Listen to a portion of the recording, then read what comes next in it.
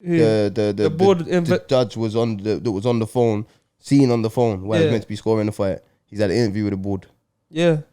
He got pulled up with I heard they were having an investigation, but I ain't heard anything after I don't think anything. They just said they're happy with the job that he done. Yeah. No questions, but he didn't have to justify. That's what people were saying. He didn't have to justify his thinking or the way he see the fight or his opinion on the fight. They just said they're happy with the job that he done. No fine for being on your phone or nothing? Nothing. They're saying they got no proof it was a phone. Bro. You're joking. He was seen swiping on Tinder, bro, and he meant to be watching the fight. But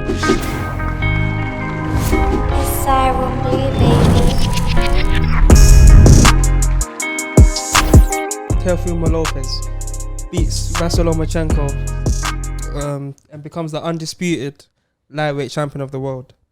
Before the fight, we discussed whether he saw something that the rest of us didn't see in Lomachenko. And even watching the fight, I don't really think he did. Like, he didn't really expose Lomachenko in any way, if you know what I'm trying to say. Yeah. He didn't have to do anything that you would have thought like he had to go over and be honest. Like, he just went in there and stuck to what he had to do and got the job done. Yeah. What do you think that he done that caused Lomachenko to come off his game so much? I think, first of all, obviously being a natural lightweight, you know what I mean? I feel like, I'm not going to sit here and say I'm not shocked by the outcome. I feel like no way did anyone see Lopez dominating him like that. But I've said for a long time that I feel like when Loma comes up against a solid, full lightweight, fully fledged lightweight, he's gonna come unstuck. But I feel like, taking that away from Teo, the ring generalship, you know what I mean? I feel like he dominated from the off. He went out, he held the center of the ring. He stuck to the basics, and I think he didn't react to. Lomachenko likes to get in a rhythm and throw people off their rhythm. Then he gets going. And I feel like he didn't allow Loma to throw him off whatever he went out there to do. And I feel like that made his night easy from the get-go. I feel like there's only two things that I saw in the fight was like, I didn't expect that. First one is, obviously Loma is a natural featherweight. So he's normally the faster guy in the ring. Especially against big lightweights, he's normally the faster guy. When he saw Teo's jab, he's like, this guy's fast, isn't it? Like, he's sharp. Even though Teo don't throw like fast combinations, like one single punch, it was effective nice and enough. Quick, yeah. Even the ones that was just touching the glove or just falling short, it stopped Loma from getting into that rhythm or stopped him from getting his range and his distance off as well. So, and of course we know Teo has power, but it's like what Loma does whenever he wants to get range, it's with the jab normally, and like most fighters. And every time, obviously he's got the shoulder roll. And the only punch that can come over that is the jab, innit? Yeah. And every time Loma went for the jab, he would lean back and straight counter, innit? Come over the even when Loma was just literally, you know when he does that little feint, you see how he reacts. Yeah. Even when he done a feint and Teo still come back with it, Loma was like, oh shit, I can't get it. He couldn't get away with this. He couldn't get away with a lot of stuff that he would normally get away with. And obviously I think the weight, you have to take the weight and the size into consideration. But again, I think Teo just showed, for his age, I feel like he showed levels of experience. You know what I mean? He wasn't like, how was he, 23? 23, 24. You don't expect a man to go out in the biggest fight of his life in that sort of, you know what I mean, the magnitude of that fight, and he just stuck to a perfect game plan. And I think that threw Loma completely off. But I'm surprised by Loma's inability to take the fight to him. You know what I mean? He waited how many rounds before he tried to actually apply pressure and he says he doesn't game plan for fights. He saw to his dad. And apparently people said his dad in the corner said him, just wait until he makes a mistake. Yeah. Bad advice. Shit, it didn't happen. Fair play to Lopez and Lopez's old man as well. And their game plan and their setup. But I think the main thing to look at from that fight is, I think Loma was always going to get found out going up too many weights. As good as he was, he's not a puncher. And he don't really look like he needs to be physically strong with the way that he boxes. He gets away with his boxing ability. But you come up against someone that's that bigger and that stronger. But even though I'm saying the weight would have played a part, I don't think anyone expected Lopez to box that much of a punch-perfect performance in terms of not making a mistake. But even so, a lot of people say, like, from round 7 onwards, Loma's getting on top of him. Yeah. I think people say, if he'd have started earlier, he would have won more rounds or would have broke him down. I think that's the whole game plan was, all right, we'll get him tired, then we take him late. If you're not throwing any punches, he threw 50 punches in the first 10 rounds. Yeah. You're not making no one tired. I could do that. Well, man, that's and going back to the advice, wait for him to make a mistake. You gotta make the man make a mistake. Yeah, this is world title level boxing. They're not gonna go out and just throw it all away, do 3, 4, 5 good rounds, and then all of a sudden just come out and do some stupidness. You've got to draw the mistake from him, and he didn't do nothing. He didn't do nothing to draw a mistake from him. So, and like 2-3 years ago, Teofimo's dad said, when we get to 15 fights, we win a world title. Around 16 fights, we become undisputed. is that what he said? Yeah. Right now his dad's a G then, innit? Ever I see bare videos, bare little things saying, yeah, he knew exactly what he was talking about. Yeah. So fair play, man. Them man have obviously been serious behind the scenes. They've taken the fights even before this. The Richard Commey fight, that's a fight that nobody wanted. You know what I mean? He took the fight, he took fight after fight that's been put in front of him, and he's been dealing with people. So I look forward to seeing where he goes now. I feel like Loma, what do you reckon about Loma? Where's he going now? Just moved down back to 130. He's got options there. Super feather. Yeah. He can fight. There's 2 world champions with top rank. Just take your pick, innit? Who's the world champions? Miguel Berchelt. I think he's like the longest reigning champion at 130. Yeah. He came in, he beat 2 of the former champions. Since then, bum after bum after bum, just fighting no one, innit? Yeah, I've never heard of him, so it's not a fight. It's not a fight that's gonna get me excited. Yeah. Who's the other one? I think Jamal Herring. Nah, it's not the weight above. Nah, Jamal Herring. It has to be super feather. It's not lightweight, is it? Nah. Yeah, see, I've heard of him, but I don't know much about him. But I feel like Loma is in catch-22 now because people want to see him in them blockbuster fights, and I don't think there's any down there.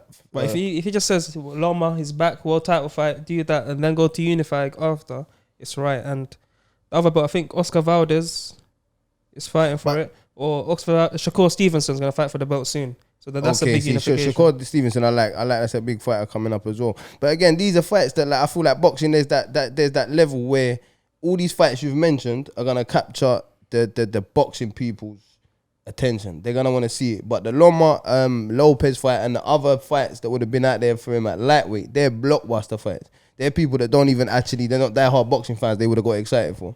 You think that you think people outside diehard fans knew who Lopez was? But I felt like it would have caught their attention. I hear what you're saying, and that's why I think it caught the attention because it's Loma. Yeah, because of Loma and the challenge that he's going up against. In terms of he's going up against another lightweight with a world title, and it's like it's no one knows the outcome. There was a lot of debate, even though a lot of people thought Loma was going to win. They knew that this was the hardest fight he's been up against. I think dropping back down to feather and super featherweight, he doesn't get that excitement from outside of the hardcore boxing, especially fans. After a loss. I know people thinking he's never right. Yeah, so you can't make him out to beat right. He was the Matrix 2-3 weeks ago. Do you know what I'm saying? He was decoding everything 2-3 weeks ago. So it's like, yeah, you have to. I think that takes away a bit from him, but it's his boxing. He's got to do what he's got to do to get his name back up there. But yeah, for me, I feel like it takes away the gloss of what he's done to get where he's gone. I think the excitement's all about Lopez now. What next for Lopez? Obviously, even before the fight was agreed, his dad was saying, we'll take that fight and then we got to move up. We can't really make lightweight for much longer. So if he does move up, that's Josh Taylor and Jose Ramirez. So that's see, it's hard because he's 23 years old, so you don't know if his body is still, he might, you know what I mean? Still it could be growing, it could still be growing, filling that muscle-wise and that. But it's a shame because he looks like such a solid lightweight. I would like to see him stay there. Obviously, he's won all the belts now. So he might think there's not much motivation for him. But for me personally, you beat one fight. You beat Richard Commey, certified lightweight champion. You've beat Lopez and you got all the belts. But I still think there's 2-3 fights out there. 2 fights even, you know what I mean? Just go and these up and coming, the hype jobs, you know what I mean? Not to say that they're not the real deal. There's some fighters in that lightweight division that are carrying real hype about them. And I feel like what better test? I feel like the Devin Haney fight, if that was next, that would be perfect. And then after that, I just want to see Ryan Garcia, innit? Yeah. Just want to see him get touched. Alright, so go on, Devin Haney versus Lopez. It's a hard one still. What you saying? I'm a big Haney fan, innit? Yeah. But it's just because Haney's taller and longer than him. So it'll be interesting to see how, but Haney can't punch. Well, he can punch, but not on that level, innit? Not on that he level. ain't shown it on a seasoned professional in the middle, stuck in the middle of the ring, going toe to toe with someone. I think, you know me, I've seen minimal. I'm not gonna sit here and gas it like, I know bare stuff. I know all about him. But Haney, from what I've seen of him stylistically, I think he causes Lopez problems for 4 or 5 rounds. And once Lopez finds his rhythm and starts digging in shots, I think Haney can land him, blah, nice point scoring shots, move, to touch him, keep stepping off of him. But I feel like once Lopez gets into a rhythm, I feel like that with any of them lightweights. seeing what he done against Loma. Once he gets into rhythm and he starts landing it, and the fact that he was landing the shots he was against Loma, which is one of the hardest people to even land against, and he was landing spiteful shots to the body, spiteful shots upstairs. I think once he starts digging them in against any lightweight, I reckon he deals with them comfortably. I hear what you're saying about he's one of the hardest to land with. I don't think at lightweight still. Because all his fights at lightweight is quite struggles still. I hear that. His feet were a lot more flat than usual. Yeah. Lomachenko we're talking. Yeah, Lomachenko. That lower weights, his feet are non-stop, innit? He ain't in one position for more than a second. But yeah, at lightweight was a bit more static. But still, southpaw as well, on the back foot moving away. I still think he would have made it hard to hit.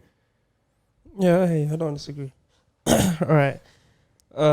Moving on to the UK, I think it's one of the worst cards I've ever seen in my life.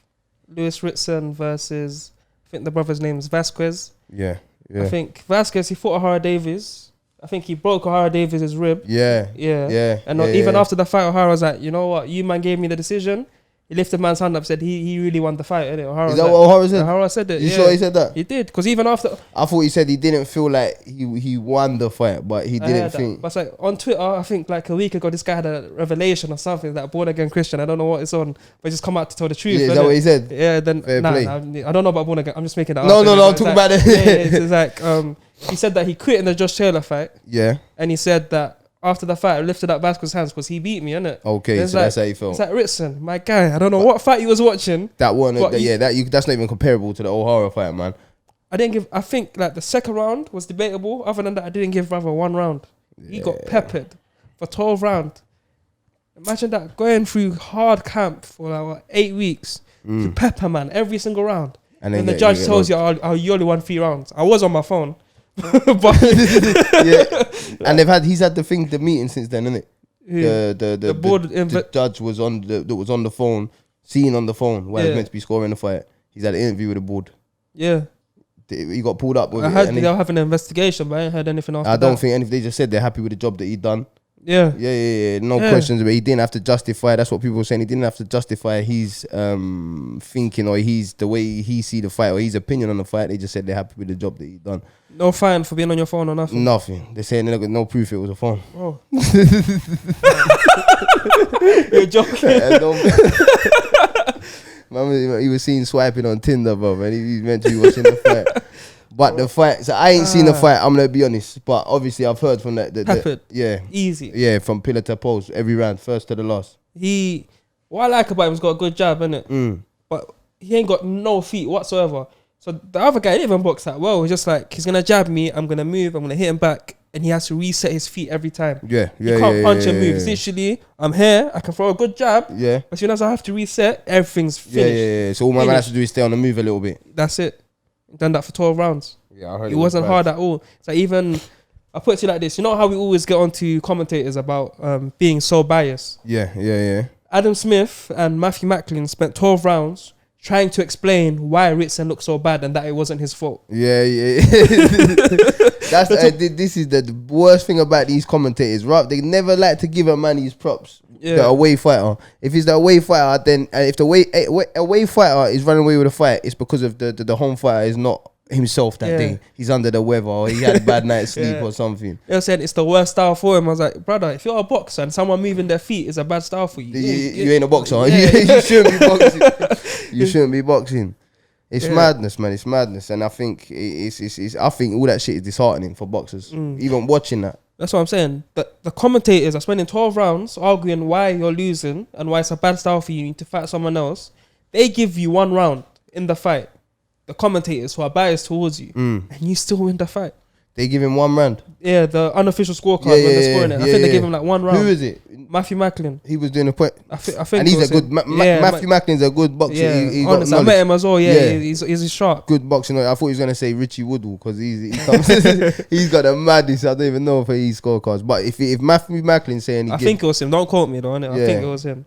Cool. But 1 round to winning the fight is a drastic. Big difference, isn't it? It's a big difference. Was it 12 rounder? Yeah, I think so anyway. Nah, it's shocking, man. It's bad. It's bad for the sport. It's bad for boxing because these are the things that out of the whole show, they're the things that everyone sees the next day. And if that's how the British Boxing Board of Control are letting their officials officiate the sport, it's not a good look, man. It's poor. It's poor, really. What's a bad decision in America? Oh yeah, the Lopez fight. The scorecards. 1 judge gave Loma 1 round. Yeah. Yeah, 1 round. Serious? Yeah. I thought they would have been more, they give Lomachenko 1 round. I thought they would have been more biased towards Lomachenko. That's what I thought. But then someone said it to me, it's like, Loma's 33. In his last few fights, he's been slipping a little bit. It's like Pacquiao. When he fought Jeff Horn, you'd think the judges are biased to Pacquiao. Yeah. The opposite, Jeff Horn, then they gave Crawford the title. Lopez is a young guy. Loma's old. He's coming out the door. Give him the title. Let him move up. Let him defend them. Yeah, I hear that. He's the next star. But still, that shouldn't be how the officiating goes. Yeah, you know what I mean? Either way, I this know what shouldn't be you're a discussion, innit? Yeah. And then they watch the fight. For you're seeing 2 fighters, regardless of where they are in the career, what they come from, who's the home fighter, who's the away fighter. You as a judge, as an official, should be there with one job, and that's to officiate the fight you're watching. Sometimes you're pulling out your phone and doing all that madness. You know what I mean? You're not taking it serious. But I think this is a problem for me with a lot of up and coming boxers. Not only the scorecards, the robberies that pay into their favors, even the getting fed the bums. Do you know what I mean? I feel like you're giving these fighters full sense of security. Do you know what I mean? Let the man take his L, and he will come back. If he's gonna ever be a great fighter, he'll come back a better fighter from that. But from time you're robbing and doing all this dodginess to make sure your man gets put up there, you know what I mean? They ain't helping nobody. It's poor for the sport, man. Taking it back a little while, Joshua Buatsi. I can't remember his opponent's name, but all good fight. Where you gonna get up? I thought I had it. I'm not even gonna chat. I'll be way off. But good opponent. Good opponent. What do you make of that fight? Personally, I had a lot of debates with a lot of people in boxing about that fight, and there was a complete the opinions was split on whether Buatsi wasn't himself. Whether he wasn't as sharp as he was, he weren't performing. Again, going back to what we were saying, what the commentator's saying, or whether it was the opponent that made him look bad. Me personally, as soon as I watched the fight, I thought this is a very good fight. This opponent is come to fight. He's a serious brother. I think his record was 13-14-0, or he might have had 1 loss. But I thought, right, this is a serious guy. They've brought in someone, and I thought this is good for Josh. This is what you need when you're playing. Obviously, where you're at in your career, just sort of world title level, when you're trying to break into that, you need them testing fights. But the people that were saying he highlighted Joshua's flaws, it's hard to argue with. It's hard to with their argument. Do you know what I mean? It's hard to disagree with their argument because there was certain things that Josh made it easy for his opponent. I feel like there was a lot of lack of adaptability. And to be honest with you, it's like I think before he fought for the British title, Buatsi, I always said, yeah, he'll beat Yarde easy, isn't it? It's like every time he stepped up, he's getting hit more and more. His last 3 fights, I keep watching him. It's like early on in his career, I thought, yeah, this brother's special. Wiping people out. Yeah. Wiping people out. Special. And then I think when he was in America, I fought Antonio Perryman, like former world champion, but he was hella old, innit? Yeah. And he was catching Buatsi some like decent shots. What was that? How many rounds did that go? Like 2 or 3, innit? But even with that's not all of his fights, they've been short, innit? But it might have gone long. I don't remember. I just remember seeing him. He'll do some. You know what it is? Even in the bad performances, he'll do some stuff you think he ain't got no right to do that. Yeah. He's just so beautiful to watch. Like people would say old school fighters, just certain things he'll catch and he'll shoot, he'll do something else. But he takes way too many punches, innit? It's like he don't mind getting hit.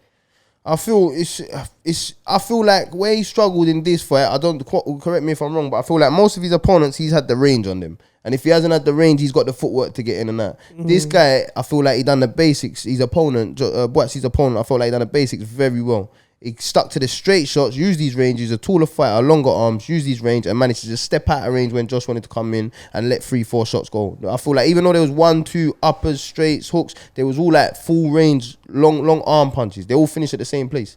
And I noticed Josh had a nice tight guard. It will take 1 or 2 on the gloves. But then the 3 that will 4 that will follow up, there was no. I feel like there could have been a bit more head movement. And I felt like when he got in the inside, when he hurt him and he went for the kill, it looked class.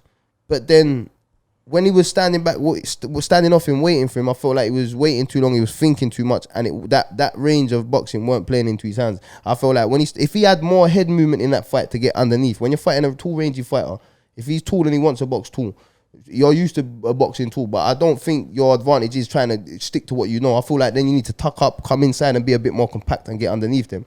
And every now and then he got up close, sat on his body and let some body shots go, combinations downstairs, upstairs, and I thought they was hurting him. They were spiteful. But I felt the ability to get into that position without taking shots, too many shots on the way in wasn't the best. I feel like that could be something that can be improved on. I think even touching on that, it's like where he did sometimes have to take a step back, where Marco Kalic was pressuring him. Yeah.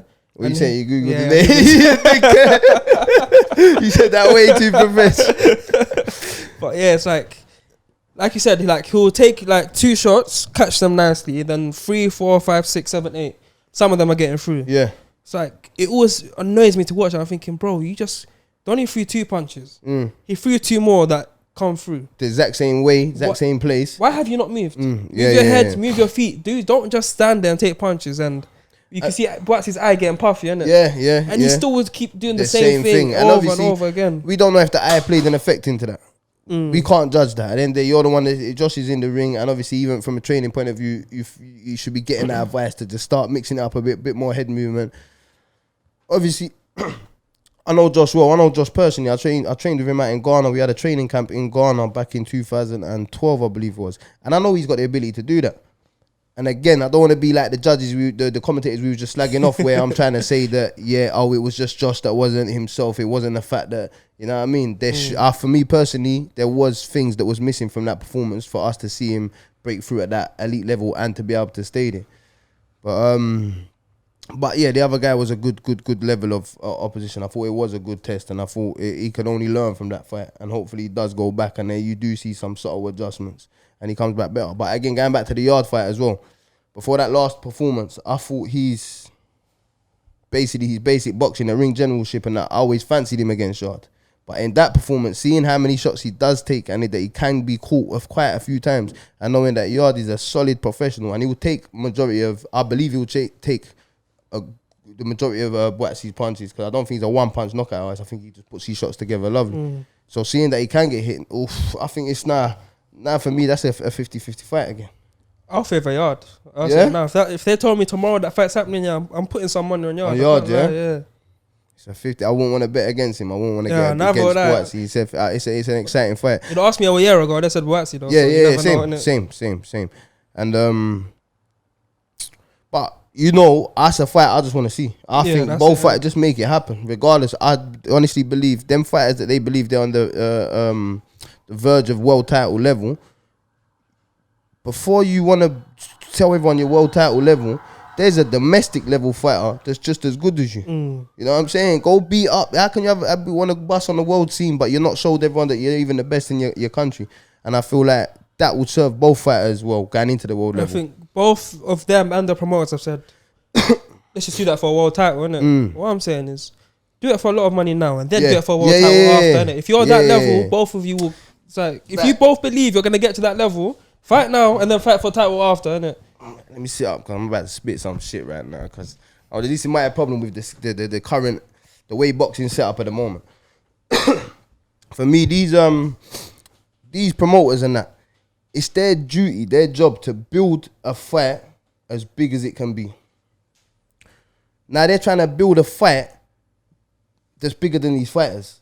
Now we don't even know if these fighters are as big as the fight you want to build. Yeah, this is a world title fight. Let's get the world title. We don't even know if they're 2 certified world level fighters yet.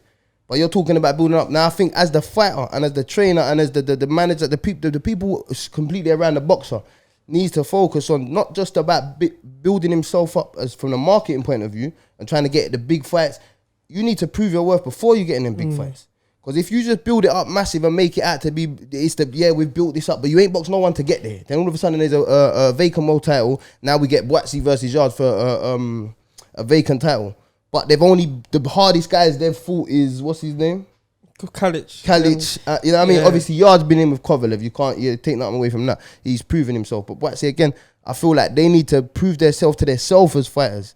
Get in there with the best of the best domestically before you even try and get to that level. So once you're already fighting at that level, that is your level. So even if you lose, you don't lose bad, and you're able to come back from it. But when people rush to get into them fights, a lot of fighters, you see, I've seen it for a lot of fighters, they get built up more than what they are because of the promoter does it to allow himself to sell more tickets to get more money for a fight.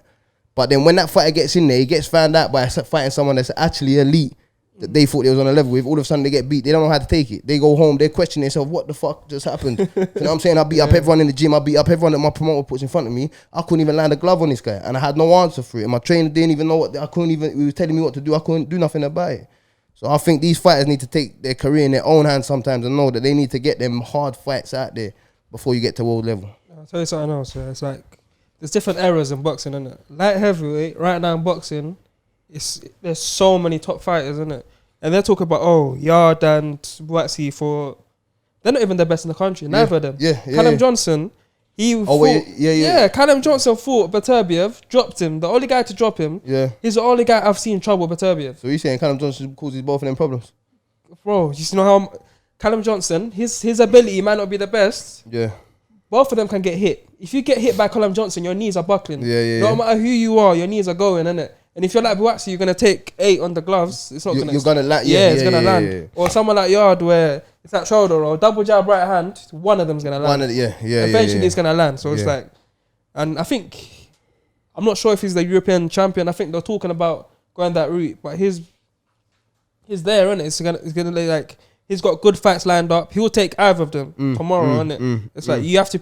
They haven't proved to me they're better than Callum Johnson. So then, you're the purist because you know these people out there. I ain't seen these men that have their too many fights. I only watch the main fights, the big fights. I know you watch the boxing in depth, but I'm not saying that I didn't think there was anyone else domestically that can beat them. But even against each other, if you haven't even proved that you're better than your neighbor. Don't worry about world level yet. You know what I mean? Beat everyone in your country, then move on and move on and then go the way you go. And then, like we've always said, if them man actually fought now, win, lose or draw, as long as it's an exciting fight and one of them gets a world title, you know people will pay for it again.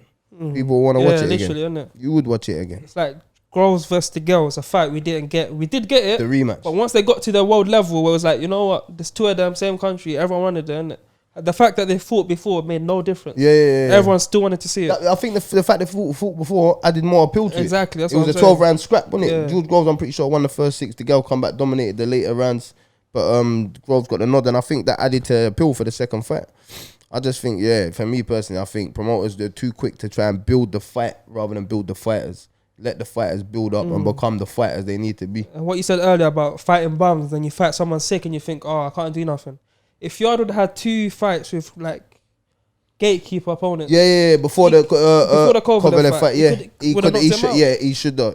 That's what's gutting about that performance. And obviously, boxing is a different ball game. What you see in the gym, what you see on TV, ain't the same as when you're in there. So credit to them, man. Anyway, they took the fight as a hard fight. They done their thing. But from a fan's point of view, and someone that's involved in boxing, you can't help feel that he could have had that fight won. You know what I mean? He could have had that fight won. He should have, and he looked better than the guy. The guy's old, he's on his way out, but there was just a few things missing. And maybe it was, like we're saying, is them few hard fights in the build-up to that. Going to something a bit more personal. One of our fighters was on the MTK bill. Shout out to Lee Eaton. Ryan Walker fought former world champion Paul Butler. He lost on a points decision. How did you see that? Yeah, I think I see it how everyone else did. You know what I mean? He got beat. What was it? 79 to 73. 7 rounds to 1. 7 rounds to 1 in an 8-rounder. Obviously, we trained for that fight, and a lot of people, the way we trained, you know what I mean? I had a lot of faith going into that fight. We were causing problems. The people watching the fight, we spoke to a lot of people afterwards. I spoke to Spencer Fearon, shout out Spencer, Joe Gallagher, good guy, good trainer. First time I've met him, but obviously been around the game for a long time. It was nice to speak to him. And it was full of praise. They said, look, he got stopped by Lee McGregor in 5 rounds. We took that fight 7-8 weeks ago. He's gone back to the drawing board. We've sparred Lee McGregor up the MTK Performance Center with Ben Davis, also Shabazz Massoud, another good sparring partner. We've had a lot of good level sparring. Ramez Mahmoud always in the mix. That's another top sparring. I had a lot of expectations going into that fight. Everyone was full of praise, said he's lost the McGregor fight. He's gone back to drawing board, he's come back better, and he's just done 8 rounds with a world champion. Me personally, I feel like we didn't do enough. The performance wasn't enough, you know what I mean? You can't, for me, I expected to you got to put man on blast and see how they react sometimes. He went out there and I feel like he played it safe. And he did perform better than the McGregor fight, because McGregor fight, he lost his head. But I feel like if you're there to win a fight against a world champion, former world champion, I just feel Ryan give him the respect of a world champion. And I know what Ryan's capable. You know what Ryan's capable of. Ryan, on his day, will cause anyone problems. And the fact that, what's the opponent's name? Paul Butler. Paul Butler's been at the ring for 10 months. You know what I mean? I felt like we had an opportunity that if we got in him early, we a massive opportunity to seize. And I felt like Ryan fell short. I just felt like a bit more could have been done. You know what I mean? But we've had that chat. I spoke to Ryan. He knows where we stand, and he knows if he wants to come back. Listen, I'm in this game to win. I'm not in this game to pick up paychecks, and I'm not saying that's what Ryan done by any means. You know what I mean? Ryan would, but I want to make a statement in every fight with my fighters going, and we know if we're gonna come back, the division is exciting. Domestically, I feel like bantamweight and super bantamweight is a lot of young fighters coming through, and I feel like Ryan gets his head down and gets back into the gym as soon as possible. We go to work and we come back stronger from this one. He can make a statement and make a name for himself. You know what I mean? But a lot to work on still, as always. I think, like you said, people saying he improved from the McGregor fight.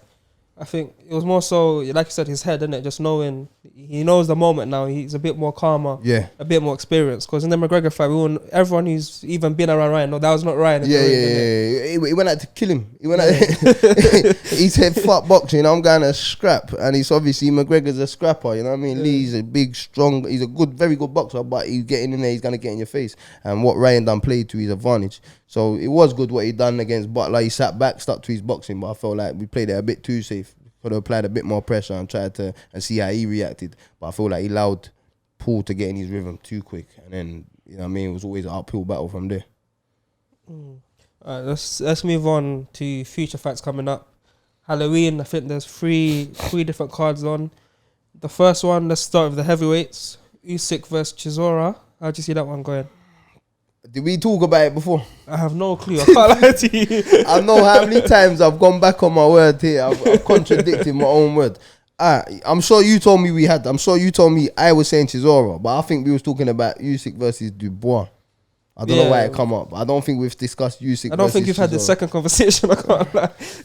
But yeah, Usyk v Chisora. Personally, I just think if Usyk doesn't try to put too much weight on, doesn't try and change what he does, I reckon his movement, you know what I mean, he will land at will and he could just box himself to a comfortable victory or even a late stoppage. I reckon it'd be hard to stop him, but from the 8th, 9th to the 12th, I just feel like the ref could be having a look thinking, does Chisora need to still be in there taking these shots, you know what I mean? But that being said, he's the man that always comes back and always surprises people. So it's not a fight I'll be betting on, I don't think. I'll save my money on that one. Have you watched Fury versus Chisora too?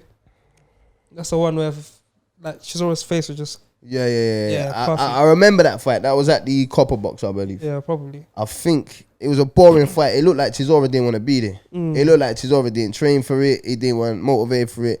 And then not only that, Fury done what Fury does and just pisses him off. Pop, pop, pop, move, tap, tap, move, gone. Was nowhere to, you know what I mean? Didn't even exchange, didn't need to exchange.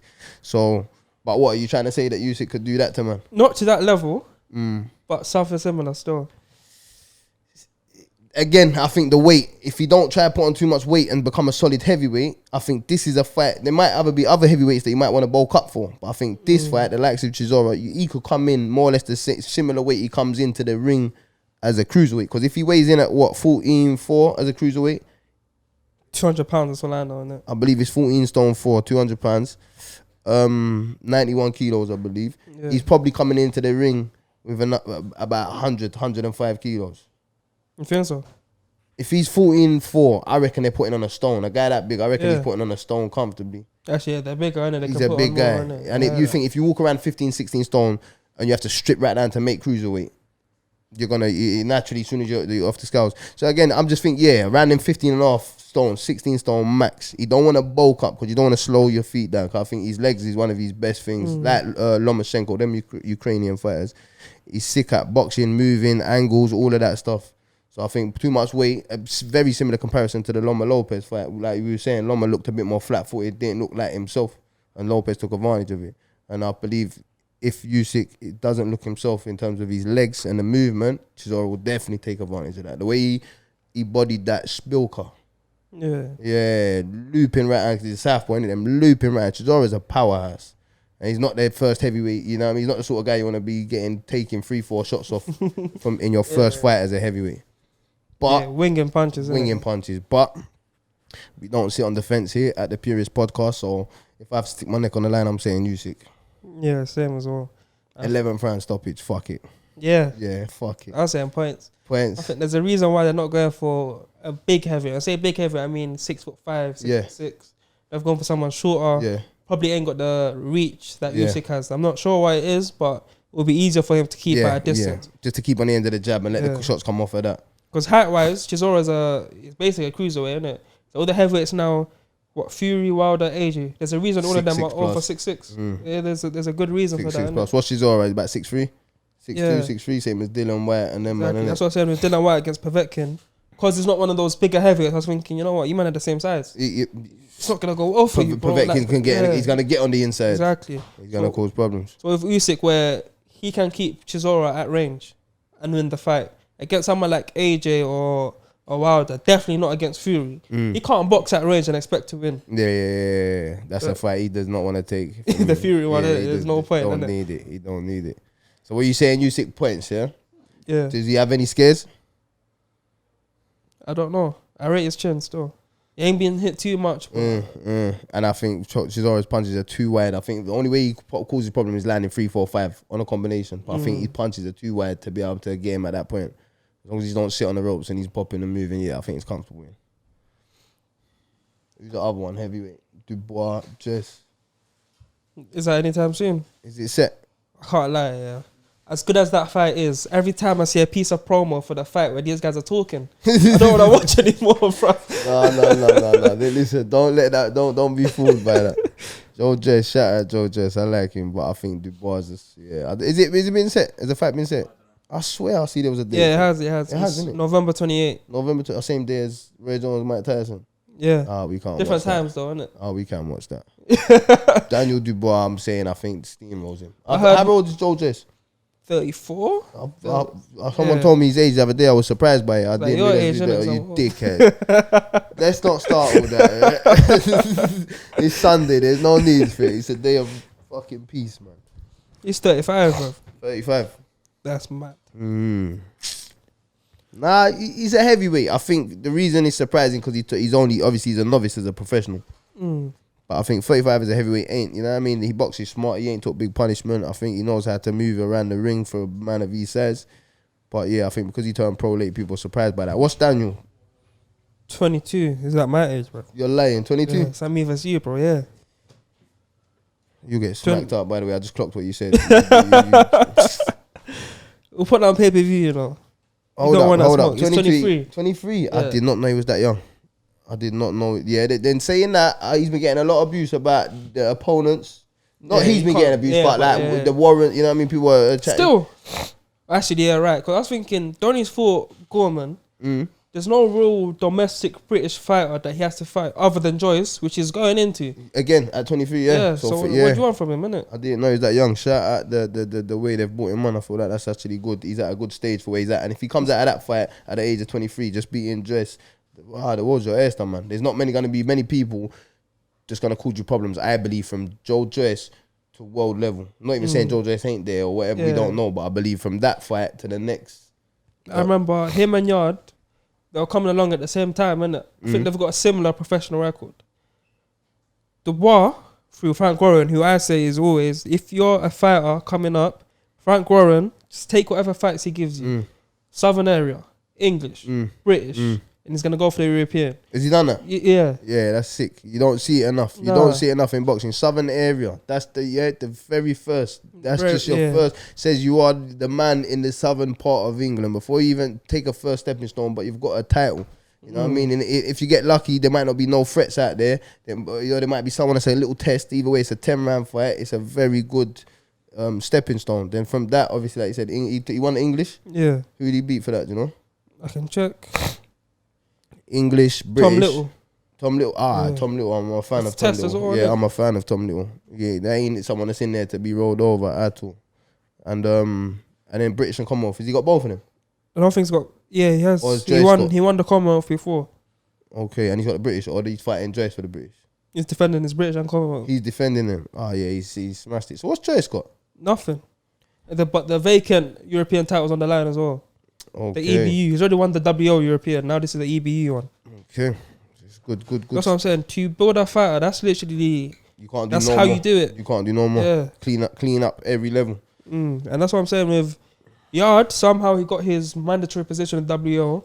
we know what that's down to, but it's like before he fought Kovalev, he didn't really. Sorry, what is that down to? Frank Warren, WBO. I think about 2 years ago there was a WBO. They put out a picture of all the champions, and I promise you, everyone was a Warren fighter.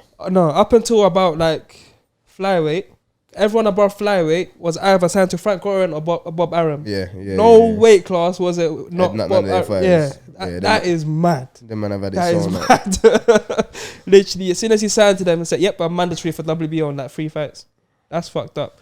But yeah, it's like other than Kovalev, Dubois already just fighting at European level has fought better fighters than Yarde did before that fight. Yeah, and he's in the ring with a world champion. Yeah, the world title fight. That's scary, bro. That man, that's mismanagement. That's just mismanagement, isn't it? I think the only thing worse than that is letting Kell Brook fight GGG. What are you saying? Say bad management on Yarde side? Yeah. I want to separate myself from that conversation. So I know smoke from Tunde. I will separate. Nah, but you're right. You hit the nail on the head. Like, what is wrong with going Southern area, English, British? Like, why couldn't he do that? I don't get it. Yeah. I don't know. I think light heavyweight at British, to win the British title at light heavyweight when he was coming up would have been tough, innit? Yeah. Again, and that's why I'm not saying Yarde in particular, but a lot of fighters do it. I was having this conversation with someone yesterday, I believe, and you see a lot of fighters with big intercontinental or international titles, and what it is they look like world titles. Yeah, you know what I mean? They look like world titles, and the main reason these promoters get their fighters them titles is because they know they don't have confidence in them winning a British title because there might be a solid British champion out there. But again, full sense of security for these fighters. I think you got to go the British route. You got maybe not the Southern area English, British, Commonwealth. But I feel like as a British fighter, if you're not competing on British level for that British title or whoever's around there at that time, you're doing yourself an injustice for your career, and your promoter's doing yourself an injustice. Most fighters, especially now, they don't really take control of their career. So most of them say, you know what, my management, they'll take care of me. Innit? They'll say, I'll take the fight. But fuck that, man. Listen, you're a fighter, bruv. Nah, you're a fighter, man. Right. I can't say nothing. I'm not in the that side of the business. You know what I'm saying? I can't say nothing. But I think these fighters, obviously, when you get to the top level, these promoters work for you, bruv. They're making money off your names. You know what I'm saying? I feel like you gotta fucking make demands yourself. So to make sure you get to that level, then you gotta have a bit of say. I'm not saying that you could turn around if Eddie Hearn slaps a contract on you like this or Frank, you could turn around and say, yeah, but I want that fight. No, you can't be too picky, too choosy. But I'm pretty sure them man are willing to throw you in these hard fights. If they keep giving you easy fights, don't be reluctant to don't feel you can't say, you know what, let me take a step up. I want to fight that guy. I believe I can beat that guy. Because I do believe to be a fighter, you have to believe you can beat all them guys out there. Do you know what I mean? You have to believe them. So I believe it's the promoter saying, nah, let's don't worry about that fight. We'll build that later down the line. You know what I mean? We'll get that one later down the line when a bit more money on the table, a bit more this on the table. Again, going back to the promoters trying to build the fight rather than build the fighters. Yeah, I hear you, but I don't think it's a promoter in that case. Because like I said, Frank Warren, every fight he takes, Southern area, English, British. Think about all the guys he's built up. Billy Joe Saunders, British title. Every fighter he's built up to world level, pretty much. They fight for the British title. They go up the domestic scene. So I don't think it was him. I think it was management still. Yeah, cool. You're not biting today. I'm not biting. It's Sunday. AFP. But listen, he boxed for the world title. You know what I mean? Fair play to them. They done their thing. But even going back to what we said earlier, it is sad because you feel like with that right preparation to that world title fight, Anthony Yarde is a world champion right now. Yeah, literally, innit? And then he calls the shots. Then he can go and fight a bum for no, don't start that now. No, I'm saying voluntary. Everyone gets a voluntary, innit? Who was Teofimo Lopez is voluntary. Fucking Vasquez. Yeah, fuck yeah. Well, not everyone's Teofimo Lopez. Yeah, that's what I'm saying. That's what you need to get into, though, innit? All these guys thinking, let me protect my, let me shut up, bro. You go fight someone, man. Fuck you, know, bro. Nah, it's truth. Nah, it's truth. But either way, you have the choice to do so. You take that hard fight, you have the choice afterwards. You could say, boom, I'm having a comfortable fight. Or, you know what, fuck it, Loma's there. I believe I can take him now. I'll take that fight. But either way, you have the choice once you've dealt with the man you got to deal with, innit? If you go through fire, then having a little homecoming thing ahead. If it's like Lopez won his fight comfortably, innit? So then going to the Loma fight, it weren't that hard of a decision, innit? Obviously, he's still rested, whatever. But if most fighters, they'll have an easy 12-round points decision win. The fight you say Loma won easy. Lopez won easy. The Commey fight.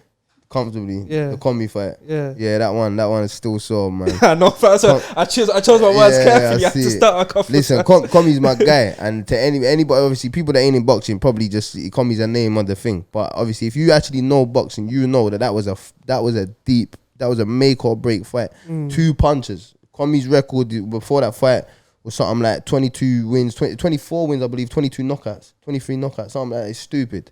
And his only losses pretty much have been top. I was with him. Not even top robberies. Yeah. He's to 2 losses. So what losses? He lost Robert Easter. Was that his first loss? Yeah, I think so. And the world title. All the American fans were saying, how the hell did Robert Easter win that fight? When you lose a split decision by 1 point on an away show, it says it all. And the same thing in Russia, Shavikov or whatever his name is, split decision. Either way, he went into the fight with Lopez, and obviously I back Commey all the way, but 2 punches going into the ring. You know what I mean? It's only going to end one way. And I still believe it's shot at Lopez for that fight, for that win, but I still believe Commey he could cause problems in that division. He will cause problems in that division. I remember your dad telling me about the Commey fight with Shafikov. It was like, we pretty much beat him up the whole fight. By the end of it, they give the other guy the decision. You look around, you see a bunch of Russian mafia. You can't make no noise, no nothing. You leave the ring, you just say, you know what? Yeah. I'm going home. He said it was like in a hall. He said they had 12 people there, 12 people there, 12 people there. They was there for one thing and one thing only. There was no way Richie was getting that decision. He said if he did, he was gone. I had the door for him. But